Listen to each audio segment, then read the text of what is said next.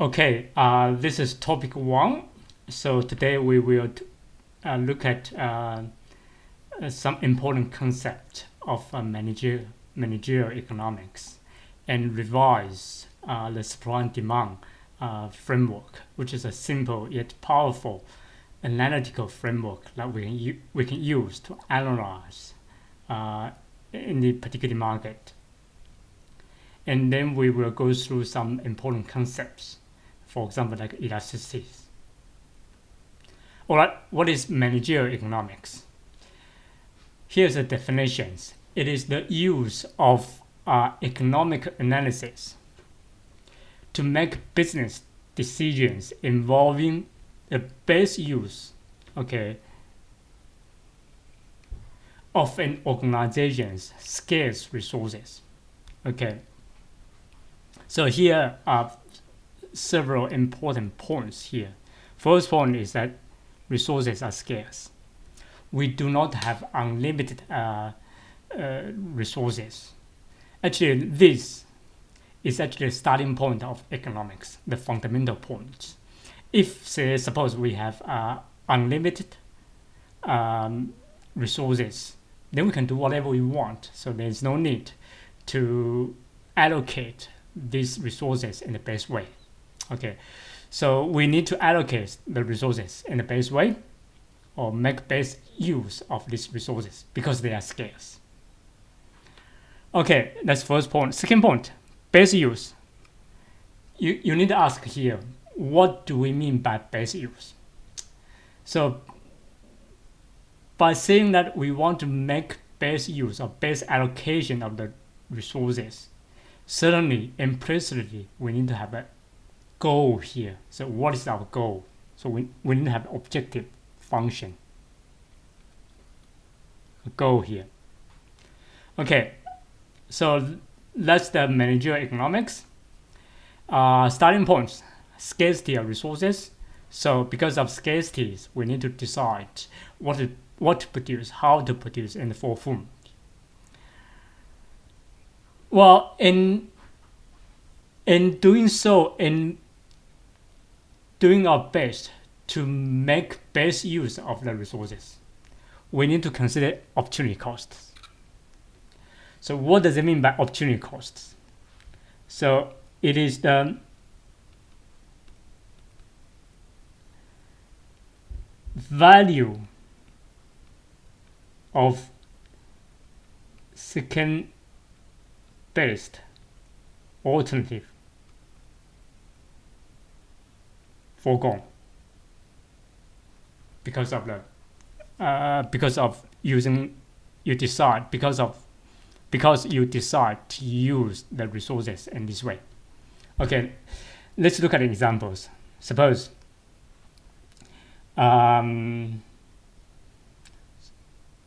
you're making decision on should you spend 2 hours to study. So 2 hours study. So you devote 2 hours of your time. So this is the resources you have to study. That's option 1. Second option says you can go shopping. Third option could be watch a movie.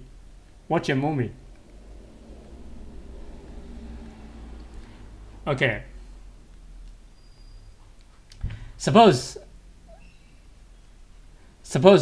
let's put dollar value on top of these 3 options. So option 1, let's put dollar value. Say you value it at $20. Option 2, you value it at $18. Option 3, you value it at $15. And you are rational persons. You make a rational choice, or you make decision that maximize your values, utility we can think. So suddenly you are going to choose A.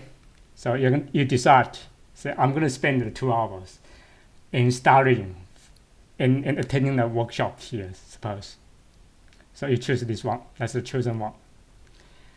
Okay, so now you devote your $20 at 2 hours scarce resources to studying. So what's the opportunity cost of this? So what's the value of a second-best alternative that you have to keep up? So since you spent 2 hours in studying, you cannot do watching movie or shopping. Okay, so you give up these two options. The value of second best alternative is $18 here. So that's option 2.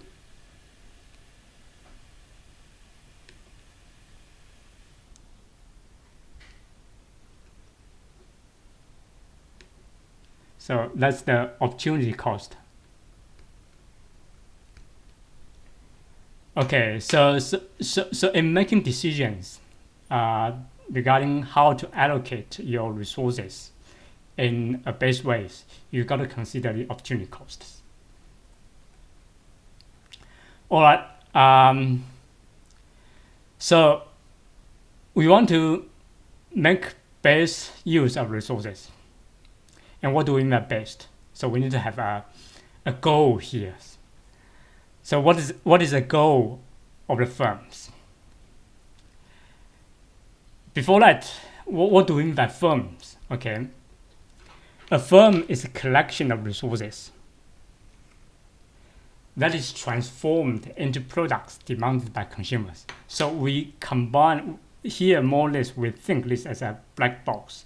We combine a set of inputs to produce some outputs. For example, let's say if I'm running a coffee shop, I'm going to use coffee machines, coffee beans, milk, and hire workers to produce cups of coffees. So this is what we mean by firm.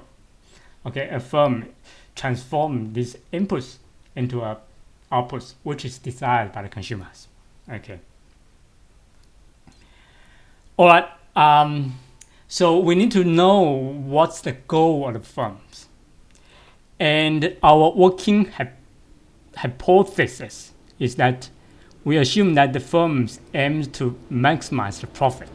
Okay, firms will allocate the resources so as to maximize the profit. Okay, what is the profit? So let's denote this profit by pi.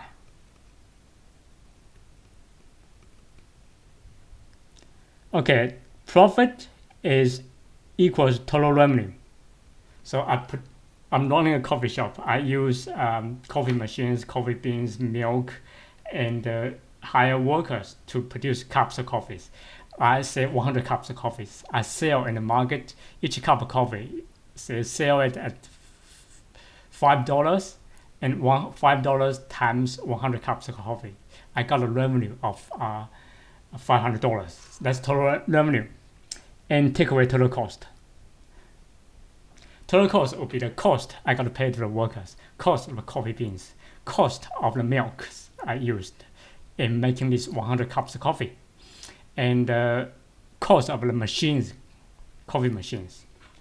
So total revenue is price of my coffee times the quantity, take away total cost.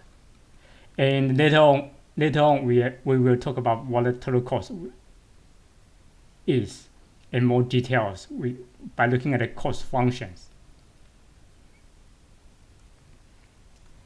Okay, so what we want to do is describe by one sentence. We want to allocate the resources such that to maximize the profit. Okay.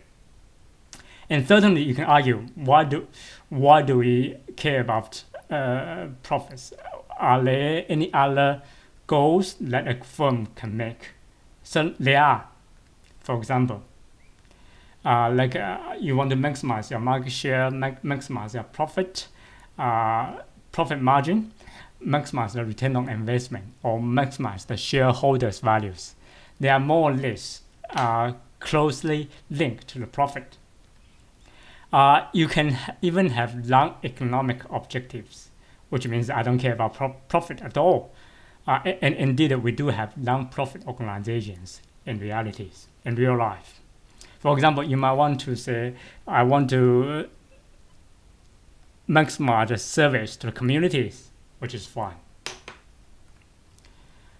Okay, anyway, profit maximization is a good working hypothesis, and that's what we see for day-to-day decision makings. And we know that profit is total revenue, take away total costs. And in looking at total costs, well, as I said before, we are going to look closely. We're going to look at cost function later on. But for the moment, you want to be aware of the difference between economic cost and accounting costs. And importantly, accounting cost, the difference is, the big difference is that accounting cost does not include opportunity costs. For example, if I'm running a coffee shop and I myself work in a coffee shop as the managers, and okay, let me give you an example. Okay, suppose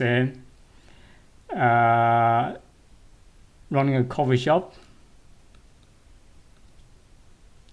the cost as managers. So I myself is the managers. Let's look at the time frame, say 1 day.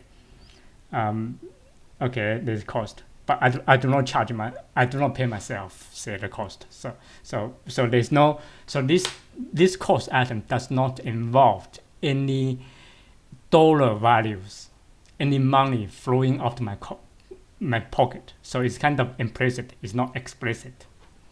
Okay, there'll be, I hired 2 workers.